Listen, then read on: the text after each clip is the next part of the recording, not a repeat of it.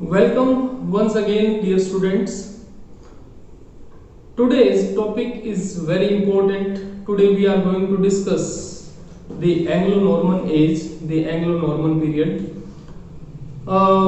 We are going on slowly and progressing towards our target, and we are moving on in a very systematic way. As I told you that for any preparation of any examination, we have to prepare in a systematic way. There should be a proper channel through which we have to proceed. जैसे हमने शुरुआत की थी old English से, Anglo Saxon as से, उससे पहले की वीडियो में मैंने आपको बताया था कि आपको नेट की तैयारी कैसे करनी चाहिए। उसी सीरीज में नेक्स्ट जो हिस्ट्री ऑफ इंग्लिश लिटरेचर का चैप्टर है, that is the Anglo Norman period. Anglo Saxon age के बाद जो नेक्स्ट एज जिसका नाम आता है, जिसे मिडिल इंग्लिश पीरियड भी कहा जाता है और एंग्लो नॉर्मन एज भी कहा जाता है, उसके बारे में आज हम बात करने जा रहे हैं।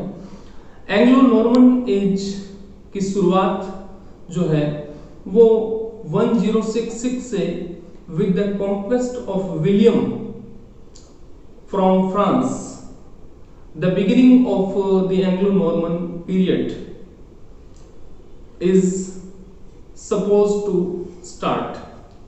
Actually जो Anglo-Norman age है उसको Anglo-Norman age कहने का कारण यही है कि उस समय पे जो प्रजाति इंग्लैंड में आई थी वो नॉर्मेंडी नाम की एक जगह है फ्रांस में, वहां से वो लोग आए थे। So the Norman name is a softened form of Northman. The Northman was a race of sea rovers inhabiting Scandinavia. Scandinavia से Northman जो है वो 10वीं सदी में फ्रांस आए थे और नॉर्दर्न फ्रांस में वो लोग पहुंचे, और नॉर्दर्न फ्रांस में जिस जगह पे वो लोग आए थे वहां का नाम उन्होंने नॉर्मंडी रखा, और वहां से फिर और वो जो प्रजाति है उन्होंने इंग्लैंड पे अटैक किया, वो लोग इंग्लैंड आए, तो इसीलिए वो जो ये जो एज है इसको एंग्लो नॉर्मन एज के नाम से जाना जाता है। नॉर्मन्स जो थे they were the very same tribe that was known as the name of Danes and Vikings who had earlier attacked on England as well, जिन्होंने पहले भी इंग्लैंड पे अटैक किया था। डेन्स और वाइकिंग्स वो थे, तो वो बाद में वो एक बहुत ही ज्यादा ruthless murder type of persons वो थे। They were very cruel kind of people and uncivilized, but when they came to France after the intermarriages with the native people of France, and they started adopting the French civilization and the French language. In the middle of the 11th century, the food started among the different heirs of the English ruling classes at that time. So after that, the William the Conqueror from France, he attacked on England, and in 1066 he in the Battle of Hastings he conquered, and Godwinson was defeated, and William became the king of England. And within 5 years, William the Conqueror he became complete master of England. So now जो writings इस as की है उसके बारे में हम थोड़ी सी बात करते हैं। इस एज में जो डिफरेंट राइटिंग्स हुई हैं, मुख्य रूप से हमें इस लेक्चर में दो बातें समझनी है। एक तो जो एंग्लो नॉर्मन्स हैं उनकी जो राइटिंग्स है या उनका जो प्रभाव है, इन्फ्लुएंस जो है इंग्लिश राइटिंग पे वो क्या पड़ा, इंग्लिश लैंग्वेज पे उनका क्या प्रभाव पड़ा। और दूसरी बात जो हमें देखनी है वो ये है कि what literary product was produced during this period. So these two things we have to discuss in this lecture. First thing, the effect of the language of Normans on the English language or the Old English language that was in vogue, in fashion at that time. Now we see that romances were written in a big quantity at that time. Romances, जिस word को हम आज एक बहुत ही popular वे में हम सुनते हैं, पूरा का पूरा रोमांटिक एज जो है वो भी हमने देखा है। तो रोमांस जो वर्ड है, सबसे पहले हम इसी वर्ड पे थोड़ी बात कर लेते हैं। रोमांस जो वर्ड है वो एक्चुअली जिस पॉपुलर कनोटेशन में उसे हम समझते हैं वो रोमांस का मीनिंग नहीं है। Romance is generally said to have a meaning related to love or a kind of love affair between two people, but here romance has nothing to do with love affairs or like that. When a child romances, in earlier literature romance was a word synonymous with imagination. जो शुरुआती literature है उसमें जो romance word है उसको imagination के synonym के रूप में यूज किया गया है। और क्योंकि वो जो लैंग्वेज उन्होंने यूज की थी वो रोमन लैंग्वेज का उन पे प्रभाव था, तो इसी कारण से और उनकी जो लिटरेचर है, उनकी जो लैंग्वेज है उसको और उनकी जो राइटिंग्स है उसको रोमांस के नाम से फिर जाना जाने लग गया। तो रोमांस जो वर्ड है that has nothing to do with love और these types of connotations. It is primarily concerned with imagination and adventure and thrill and all those types of things. Though love is an ingredient of a romance. Romance का एक part जो है वो love भी है, लेकिन पूरी तरह से लव स्टोरी या रिलेटेड टू लव एक रोमांस नहीं होता है। These romances were primarily based on King Arthur. King Arthur जिनके बारे में हमने पहले देखा था, बात की थी कि King Arthur एक deity के रूप में भी माने जाते हैं। Some believe that he was a real person and others believe that he was just an imaginary figure. So King Arthur and the Knights of the Round Table, they are the heroes of these romances, and we are discussing about the romances first because this is the main theme on which the literature of the period was written. इस पे बहुत सारा literature जो है वो लिखा गया है और जो रोमांस की थीम है वो फिर आगे 17वीं सदी तक कंटिन्यू हुई है। So the heroes of these romances were not religious people. Now let us have a discussion upon the effect of the language of the Anglo-Normans on the language of Anglo-Saxons. So actually ये जो as है Anglo Norman as, इसको हम कह सकते हैं कि this is an age of mixture, an age of amalgamation. इसमें बहुत सारे मिक्सचर जो हैं वो हुए हैं, क्योंकि पहले जो रोमन्स का प्रभाव था, लैटिन का प्रभाव था, उसके बाद फिर एंग्लो सैक्सन्स आए तो उनके अलग डायलेक्ट्स थे सभी के, उसके बाद फिर नॉर्मन्स आए तो वो अपने साथ में अलग जो लैंग्वेज है फ्रांस की लैंग्वेज, फ्रेंच लैंग्वेज जो है वो लेकर के आए। तो there were mainly 3 languages in use at that time. Communication went on in 3 languages. One was the language that was used in monasteries. Okay, the language that was used in monasteries was Latin language, and second was the language of the Norman French people, and that was the language of the ruling class, upper strata of society.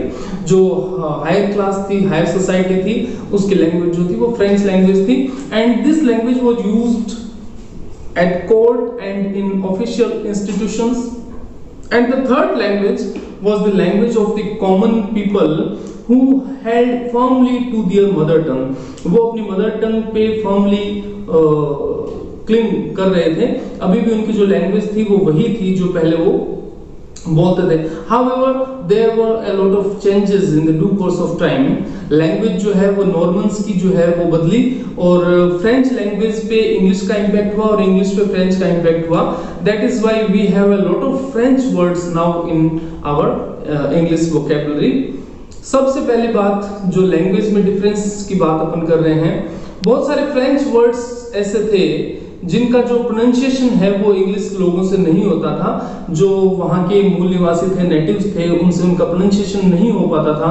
तो इस वजह से एक जो शब्द काम में हम लेते हैं, जब फोनेटिक्स जब हम पढ़ते हैं या फोनेटिक्स की जब हम बात करेंगे, फोनेटिक्स पे अलग से एक वीडियो में डालने वाला हूँ.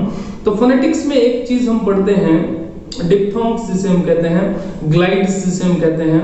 तो डिप्थोंग्स और ग्लाइड्स का जो यूज है वो इंग्लिश में होने लग गया और वो जो डिप्थोंग्स और ग्लाइड्स का यूज होने से और उनकी जो स्पेलिंग है उसमें भी काफी चेंजेस जो हैं वो आए. और जैसे प और द की जो साउंड है वो और जो नॉर्मन्स की थी वो थ से रिप्लेस हो गई. तो इस तरह से बहुत सारे जो चेंजेस हैं वो और लैंग्वेज में आते चले गए. अब इस तरह के कुछ एग्जाम्पल हम देख सकते हैं लैंग्वेज में जो आज भी हमारे लैंग्वेज में मौजूद हैं. जैसे फुलफिलमेंट है, बिवाइल्डरमेंट है, एग्रीमेंट है, गवर्नमेंट है, बॉन्डेज है, स्टॉपेज है, करीज है, या जैसे हम कहें मैरिज है. इस तरह के जो वर्ड्स हैं और कुछ एक सफिक्सेस जिसे हम कहते हैं, सफिक्सेस जोड़ करके और नए वर्ड्स जो हैं वो प्रोड्यूस हुए, नए वर्ड्स जो हैं वो चलन में आए. जैसे एडमायर से admirable, capable, drinkable and unbearable. तो इस तरह के कुछ सफिक्सेस जो हैं वो यूज में हुए. फिर जैसे आज भी हम देखते हैं कि जो लैंग्वेज है वो इंग्लिश लैंग्वेज जो है उस पर फ्रेंच का बहुत ज्यादा प्रभाव पड़ा है. जो ग्रामर है, हम बात करते हैं, ग्रामर जो है वो लैटिन से आई है इंग्लिश की ज्यादातर, लेकिन फ्रेंच से बहुत सारे जो प्रीफिक्सेस सफिक्सेस हैं वो इंग्लिश में आए हैं. जैसे एक प्रीफिक्स है DIS, डिस जो है वो हम देखते हैं कि वो लगा करके और हम नेगेटिव मीनिंग जो है किसी वर्ड को दे सकते हैं. तो इस तरह से बहुत सारे जो चेंजेस हैं वो इंग्लिश में और हुए थे.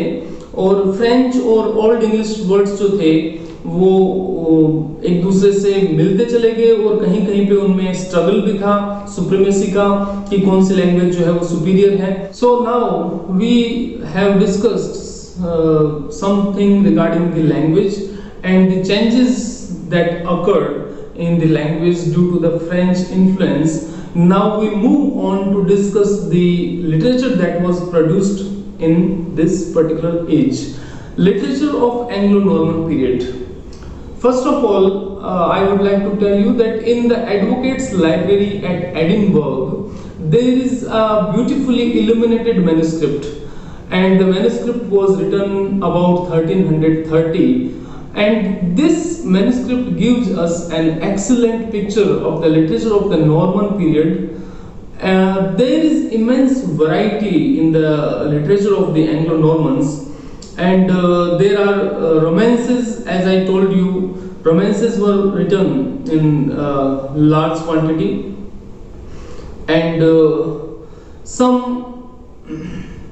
of the romances are concerned with the Roland, Arthur Tristram, and there are stories of Alexander and legends of the Virgin and Saints, and there are stories of the 7 deadly sins. Some stories are concerned with Bible and the history as well. So it is almost impossible to classify all the varieties that were produced at that time. I have prepared some slides, and through these slides we are going to study these different types of literatures that were produced in this age. and you can get the link of these slides in the description as well. So there are some milestones about which we must first talk. In 1066, that is the very important juncture in the history of England, that is the age of Norman conquest. This is the year of Norman conquest, and then we come to 1215, that was the time of the Magna Carta.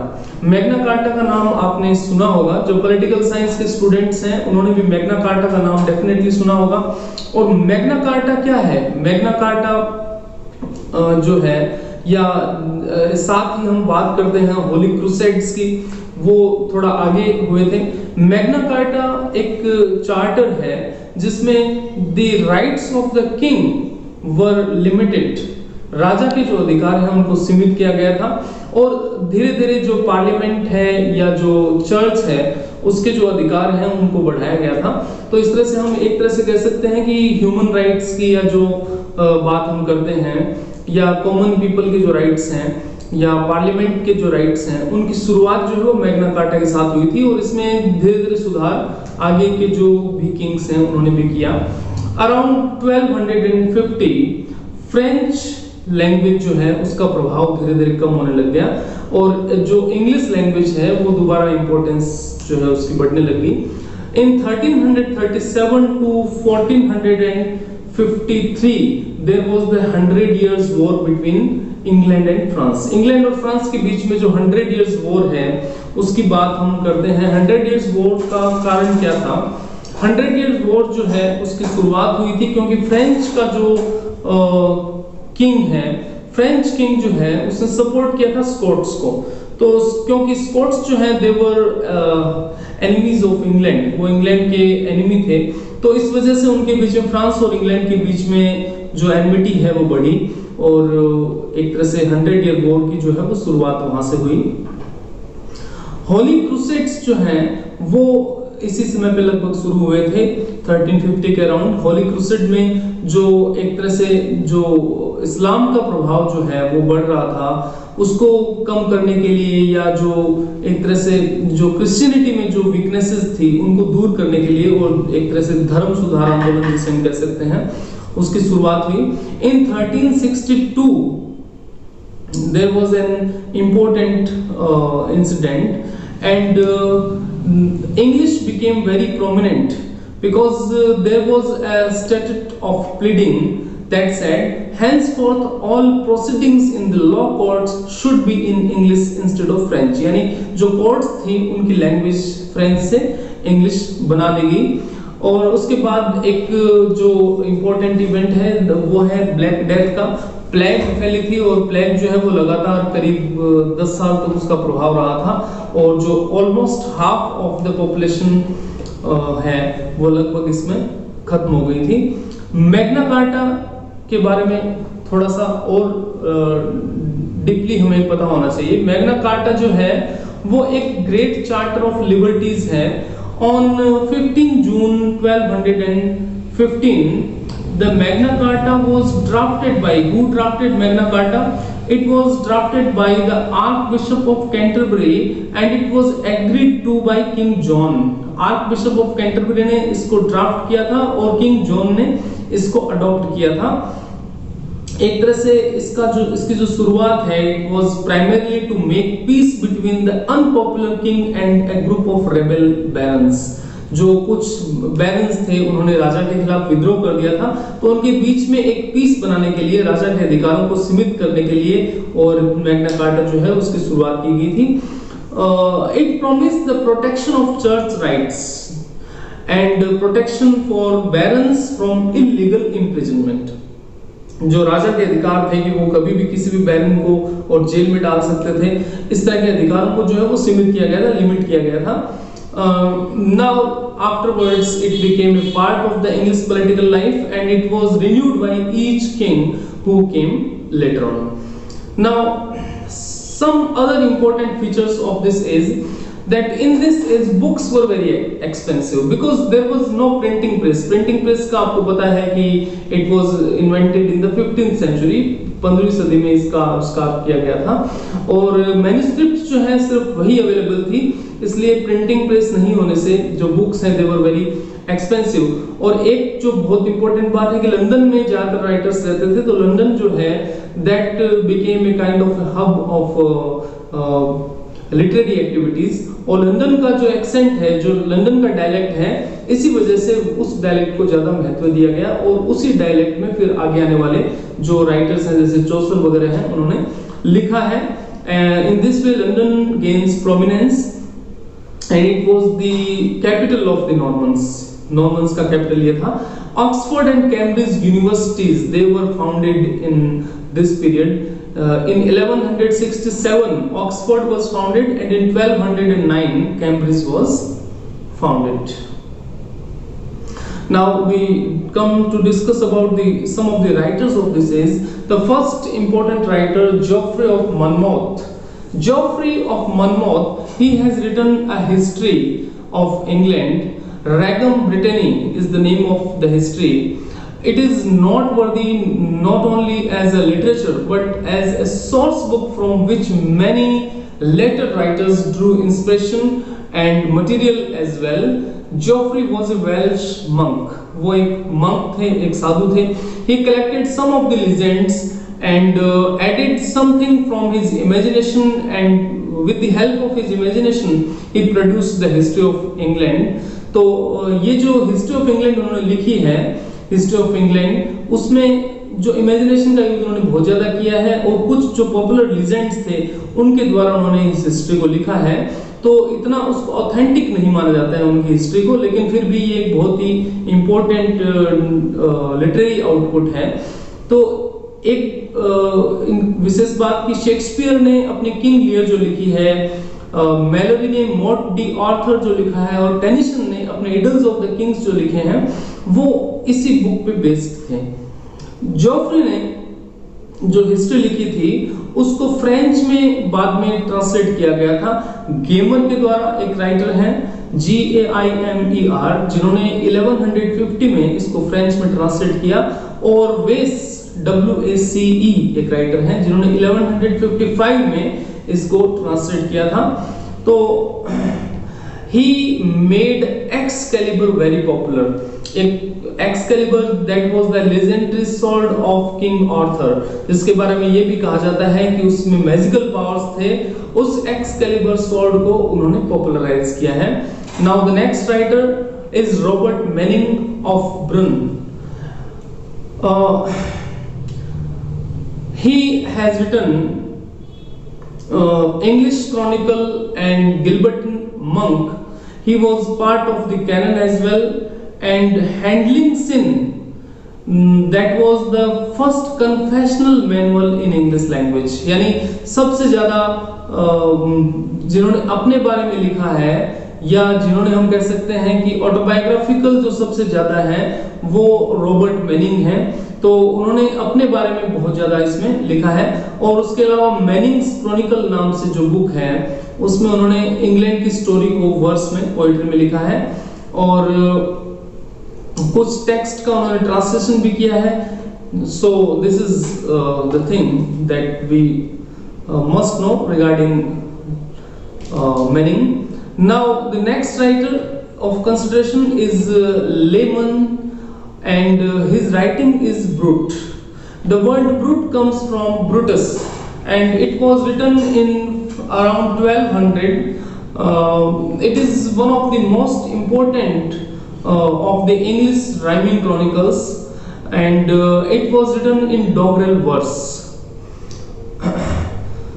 And now Weis's Arthur in chronicle, Wace ने जो Arthur का Chronicle लिखा है उसमें उन्होंने popularise किया है ऑर्थरियन tales को। जैसे हमने पहले बात की थी वेस के बारे में कि उन्होंने ऑर्थर, किंग ऑर्थर पे जो लिखा है उसमें उन्होंने किंग ऑर्थर को पॉपुलराइज किया है, और उसमें फ्रेंच इन्फ्लुएंस का हमें पता लगता है। एक इंपॉर्टेंट वर्क है जो फ्रेंच में लिखा हुआ है, रोमन डी ला रोज, जिसका मीनिंग है द रोमांस ऑफ द रोज। ये जो और कुछ एक अदर रोमांसेस भी हैं जिनके ऑथर अनोनिमस हैं, जैसे किंग हॉर्न है और हेवलक द डेन है, ये अनोनिमस है। नाउ द मेट्रिकल रोमांसेस, जिनके बारे में हमने पहले डिस्कस किया था कि जो मेट्रिकल रोमांसेस हैं वो बहुत ही प्रोमिनेंट थे उस एज में, और बहुत सारे मेट्रिकल रोमांसेस लिखे भी गए हैं। तो इसके जो रोमांसेस के जो सब्जेक्ट्स थे, they were love, शिवैलरी and religion. शिवैलरी का मतलब है वीरता या शौर्य। तो मेट्रिकल रोमांसेस जो हैं वो इसमें लिखे गए थे। और नॉर्मन्स जो हैं वो अपने साथ सबसे पहले रोमांस जो है वो इंग्लैंड में लेकर के आए थे। It's hero is a night. इसका जो हीरो होता है वो एक नाइट होता है, और इसके जो कैरेक्टर्स हैं उनमें fair ladies who are in distress and they are saved by the hero. उनमें जो लेडीज हैं, फेयर लेडीज हैं, विमेन कैरेक्टर्स हैं, उनको जो हीरो है वो सेव करता है। और इसमें वॉरियर्स होते हैं, और इसके अलावा ड्रैगन्स भी हैं, और कुछ एलिमेंट्स चर्च के भी इसमें शामिल होते हैं।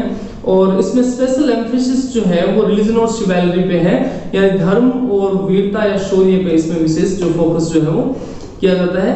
3 types of romances were popular at that time: romances of France, romances of Rome and romances of Britain। जो फ्रांस के रोमांसेस हैं वो डील करते हैं एक्सपर्ट्स ऑफ शार्लमेन से, और रोम के जो रोमांसेस हैं वो ग्रीक स्टोरीज से रिलेटेड हैं, और अलेक्जेंडर जो किंग है उसकी स्टोरी से रिलेटेड हैं। और इंग्लिश के जो रोमांसेस हैं वो किंग आर्थर से और night of the round table जो है उससे रिलेटेड हैं। और इसमें जो डिफरेंट साइकिल्स थे रोमांसेस के, उनमें जो चीफ साइकिल है that was the cycle of Gawain. और ऑथेरियन रोमांसेस जितने भी लिखे गए हैं उनमें गोवेन साइकिल के जो रोमांसेस हैं वो सबसे ज्यादा इंपॉर्टेंट हैं। और Sir Gawain and the Green Knight is best second is to none, and the author is unknown, means anonymous, of the writing that is very popular by the name of the Pearl। एक बहुत ही important writing है जिसका नाम है the Pearl, और इसका जो writer है that is anonymous, और इसे हम greatest English poet of the Norman period भी कह सकते हैं, हालांकि उनके बारे में हमें पता नहीं है। तो जो Pearl है वो हमें sir Gawain and green night के साथ ही हमें ये मैन्युस्क्रिप्ट जो है वो भी देखने को मिलती है, और अराउंड 1350 में ये पोइम लिखी गई थी। और इसके साथ साथ हमें जो अदर रिमार्केबल पोइम्स हैं वो भी मिलती हैं, जैसे क्लीननेस है और पेशेंस है। क्लीननेस जो है हमें पोइम्स के बारे में और उनकी जो थीम है उसका हमें पता होना चाहिए। जो क्लीननेस पोइम है वो मॉरल थीम है उसकी, और बाइबल पे बेस्ड स्टोरी जो है वो इसमें बताई गई हैं। और पर्ल जो है वो इंटेंसली ह्यूमन थीम पे बेस्ड है, और it presents a picture of a father's grief for his little daughter, and the name of the daughter is Margaret. Now there is some miscellaneous literature also of Anglo-Norman age, the first of which needs mention here is Ormulum। Ormulum एक book है जिसका writer जो है वो arm है। बीच में एक बात दोबारा आपसे शेयर कर देता हूँ, इन सब चीजों का डिस्क्रिप्शन में आपको लिंक मिल जाएगा, तो आप उसमें जाकर के उन स्लाइड्स को डिस्क्रिप्शन में भी देख सकते हैं, और इन स्लाइड्स को हम यहाँ पे भी देख पा रहे हैं। It was written soon after the Brute। It is a paraphrase of the gospel lesson, and next work is Cursor Mundi। It means the surveyor of the world। ये जो बुक है कर्सर मुंडे, ये भी बहुत इंपॉर्टेंट वर्क है, और इसका मतलब होता है सर्वेयर ऑफ द वर्ल्ड, यानी दुनिया को घूमने वाला या सर्वे करने वाला, देखने वाला। It was written in 1320। It is a long poem which makes a kind of a miracle romance out of Bible history। तो हम देख पा रहे हैं कि ज्यादातर जो राइटिंग्स हैं वो या तो बाइबल पे बेस्ड हैं या किंग ऑर्थर जो है उनके लीजेंड पे बेस्ड हैं, और इनके अलावा बहुत सारे फेबल्स भी इस टाइम पे लिखे गए थे। फेबल किसे कहते हैं हम? Fable is a story in which the characters are generally animals and birds and they speak like human beings. जैसे पंचतंत्र की कथाएं हम पढ़ते हैं हिंदी में विष्णु शर्मा की लिखी हुई हैं, वैसे ही फेबल्स होते हैं। और फेबल्स और सटायर्स जो हैं वो भी इस एज में काफी सारे लिखे गए थे और कुछ फ्रेंच से ट्रांसलेट भी किए गए थे। इनमें एक बहुत ही फेमस और फेबल है वो है the owl and the Nightingale का। इसमें जो आउल एंड नाइटिंगेल है उनकी स्टोरी है, एक आउल और नाइटिंगेल जो है they are debating on a particular topic and one representing the gay side of life and the other representing the stern and moral side of life। इसमें एक जो है वो जीवन के खुश या जीवन को खुशी के साथ जीने पे बल देता है और दूसरा जो कैरेक्टर है वो जीवन में थोड़ी मोरालिटी पे बल देता है। और एक जो व्यक्ति है वो इनको ओवरहियर करता है, means the writer overhears them when they are talking, writer उनको सुन लेता है और फिर वो अपने इस डिबेट को लेकर के और जाते हैं किसी डीटी के पास कि हम में से कौन सही है। Now the next writing is land of cocaine. Land of cocaine जिसका मतलब है लग्जरी लैंड, ये एक कीन सटायर है on the monks and monastic religion, ये एक सटायर है। Now there were some ballads also that were written at that time।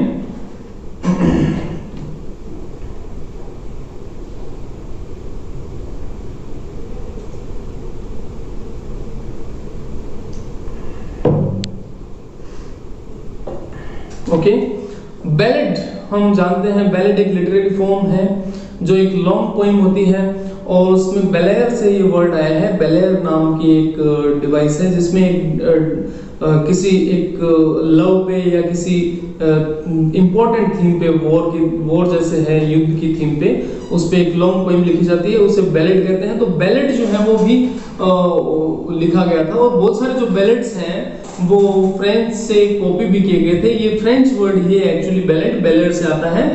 Guest of robin hood नाम से एक बहुत ही फेमस बैलेड इस टाइम पे लिखा गया था।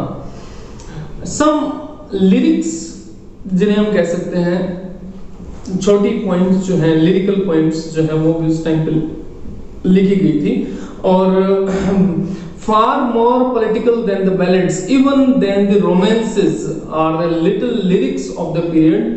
इनमें सबसे पहले जो लिरिक का नाम हम लेना चाहेंगे वो है लव रन। रन RUN और लेटर, इसका मतलब लव रन और लव लेटर है। ये टॉमस डी हेल्स ने लिखी थी और it was written in 1250। in around 1300 springtime was written and he announces the coming of Geoffrey Chaucer। springtime जो पोएम है उसमें हमें चौसर के और कुछ जर्म्स एक तरह से हम कह सकते हैं कि उसके तरह से लिखने का जो स्टाइल है वो हमें यहाँ पे देखने को मिलता है। Now let's have a small discussion about the dialects of the age। इसमें mainly 4 dialects थे जिनमें सबसे पहले जो dialect है that was south western dialect, the next was south eastern dialect and the third one was east midland dialect। ये बहुत ही important dialect है क्योंकि इसी dialect को बाद में चौसर ने अडॉप्ट किया था और ये वही dialect है जो लंदन में पॉपुलर था, लंदन में जो बोला जाता था। तो लंदन एक लिटरेरी आउटपुट की जगह थी और it was a main centre of literary output. तो लंदन में ये डायलेक्ट पॉपुलर था तो इसी को चौसर ने बाद में अडॉप्ट किया है। Next is the West Midland and northern dialect. So आज के लेक्चर में हमने एंग्लो नॉर्मन एज के बारे में बात की। नॉर्मन्स जो हैं वो कहाँ से आए थे, उन्होंने वहां आकर के, और सबसे इंपॉर्टेंट बात लैंग्वेज में क्या क्या डिफरेंसेस आए उनके आने के बाद में, और कौन कौन से राइटर्स जो हैं वो हुए थे और उन्होंने क्या क्या वर्क्स जो हैं वो लिखे हैं। ये सब बातें आज हमने डिस्कस की। इन पे बेस्ड एक क्वेश्चन पेपर जो है वो मैं प्रिपेयर कर रहा हूं। तो जो भी आप स्टूडेंट्स पेपर देना चाहते हैं, क्वेश्चन अटेम्प्ट करना चाहते हैं या नेट में किस तरह से क्वेश्चंस आते हैं उनको आप देखना चाहते हैं, So those students, they please subscribe to the Telegram channel as well. The link of the Telegram channel is provided with the YouTube video in the description में आपको वो लिंक मिल जाएगा।